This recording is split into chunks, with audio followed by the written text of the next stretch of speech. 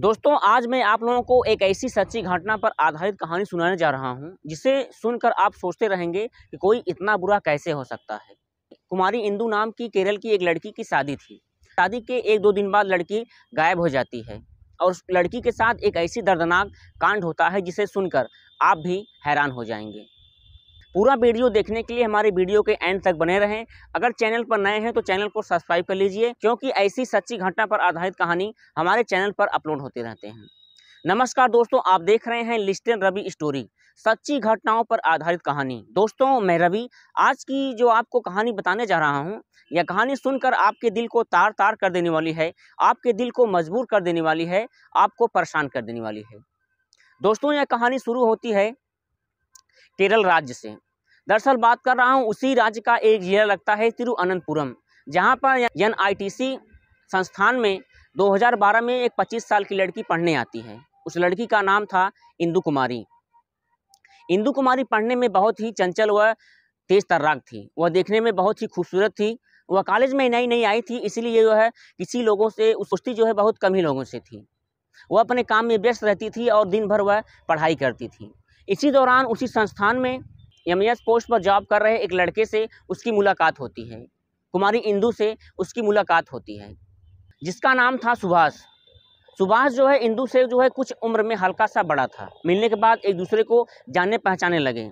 इंदु भी पढ़ाई के सिलसिले में वहाँ पर उनसे मिलने आती थी और जो सुभाष था वह भी उस लड़की की भरपूर मदद करता था। मिलने के बाद एक दूसरे को ये लोग जानने पहचानने लगे। देखती देखती यह दोस्ती क्या प्यार में बदल गई। इनको इस बात तो इन लोगों को पता नहीं चला। सुभाष जो था वह उस लड़की को खोना नहीं चाहता था, उस लड़की से शादी करना चाहता था। एक दिन जो है सुभाष और कुमारी इंदु जो है एक दोनों बैठे हुए थे। सुभाष जो है खड़ा होकर शादी के लिए प्रपोज करता है और कहता है कि मैं इंदु आपसे शादी करना चाहता हूँ। इंदु भी जो है सुभाष से प्यार करती थी। एक दूसरे के साथ वह मिलती थी और उसके साथ भी हर जगह टहलने जाती थी और वह भी जो है इस शादी को हाँ कर देती है।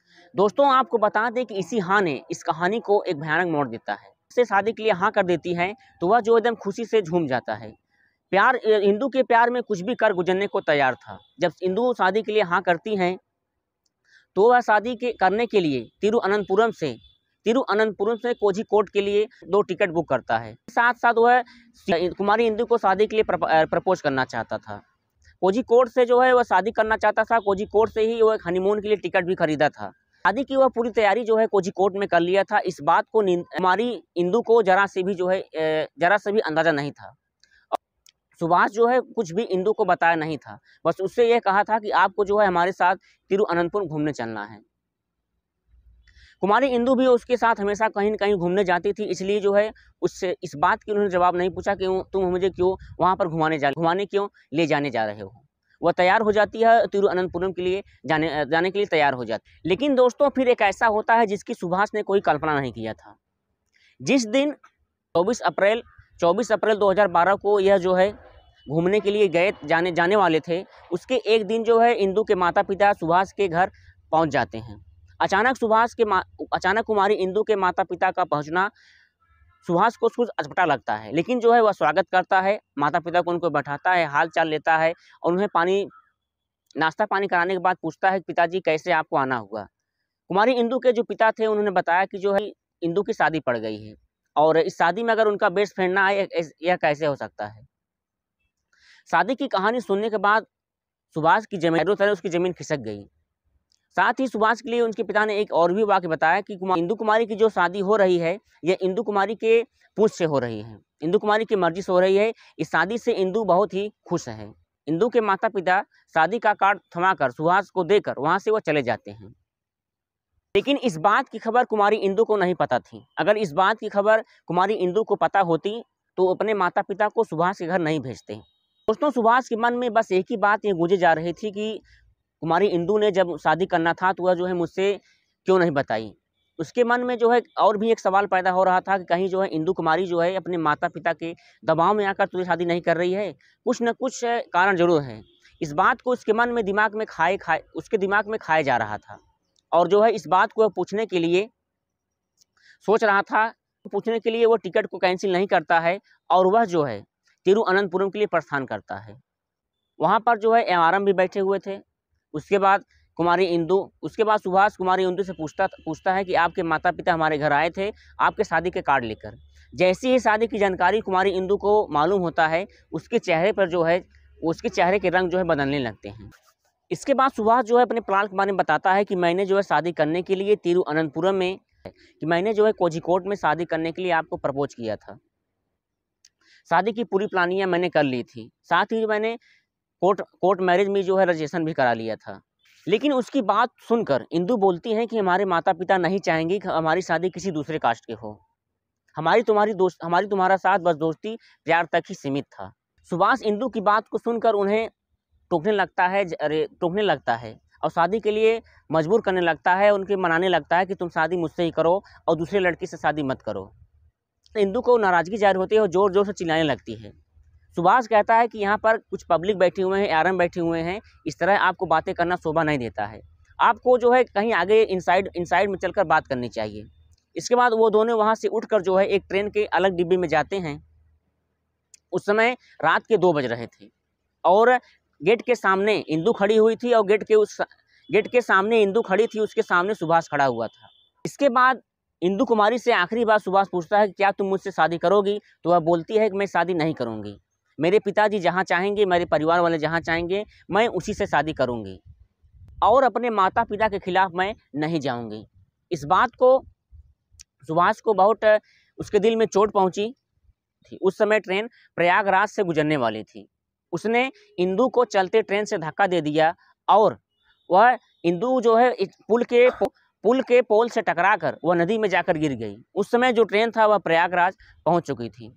इस कांड से जो है सुभाष भी सहम उठा था। वह अगले स्टेशन पर उतर गया। वहां से फिर ट्रेन पकड़कर वह अपने घर चला गया।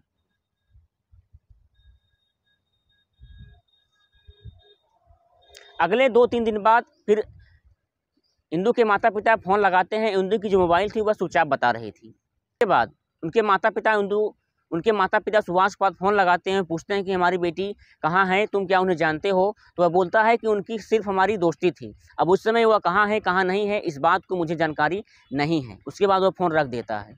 इंदू की फ़ोन जो थी वह लगातार स्विच ऑफ बता रही थी, इसीलिए इसके माता पिता परेशान होकर पुलिस थाने में रिपोर्ट दर्ज करते हैं।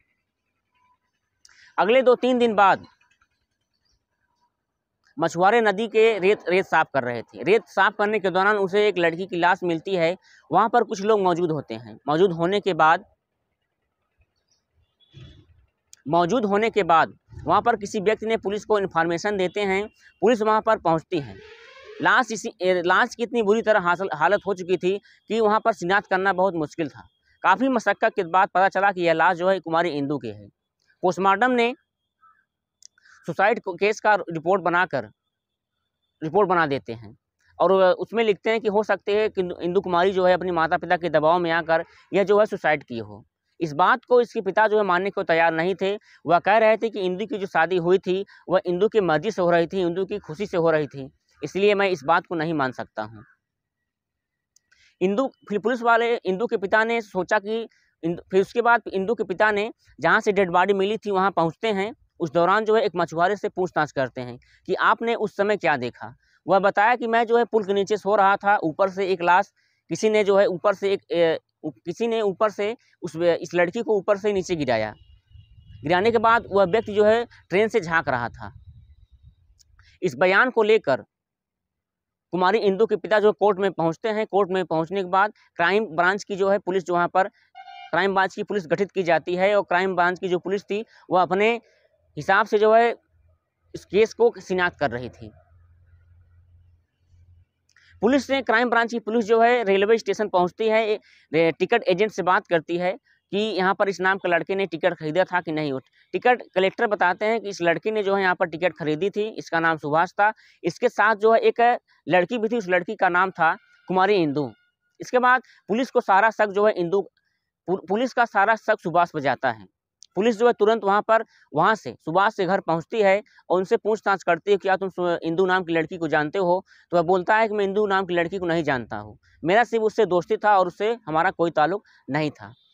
क्राइम ब्रांच की पुलिस जो है उसके घर की तलाशी लेनी शुरू कर देती है। जांच पड़ताल में जब लैपटॉप चेक किया गया तो लैपटॉप में उसके जो इंदु कुमारी की उसके साथ प्राइवेट फ़ोटो थी। इसके बाद पुलिस को सारा शक जो है सुभाष पर जाता है। पुलिस पकड़ती है सुभाष रोते हुए जो है सारी कहानी को बता देता है कि कैसे उन्होंने रेल में जो है उसको धक्का दिया था। दोस्तों आज सुभाष जो है रेल के सलाखों के पीछे जो है वह जो पीछे अपनी जीवन काट रहा है, उसका गलत परिणाम उसके सामने है। दोस्तों इस कहानी से किसी को ठेस नहीं पहुंचाना है, बल्कि आप लोगों को जागरूक करना है। सच्ची घटनाओं पर आधारित कहानी के लिए मेरे चैनल को सब्सक्राइब कर लीजिए, लाइक कर लीजिए ताकि ऐसी घटनाएं आपको मिलती रहें। मिलते हैं नई पेशकश कहानी के साथ, तब तक के लिए धन्यवाद।